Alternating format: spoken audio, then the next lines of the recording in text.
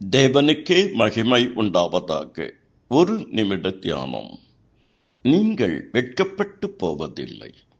என் ஜனங்கள் ஒருபோதும் வெட்கப்பட்டு போவதில்லை. பயப்படாதே, நீ வெட்கப்பட்டு போவதில்லை.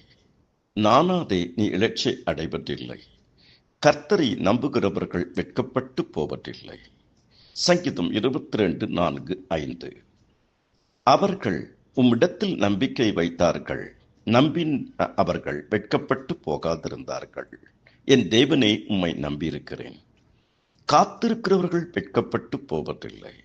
நான் கர்த்தர், எனக்கு காத்திருக்கிறவர்கள் வெட்கப்பட்டு போவதில்லை.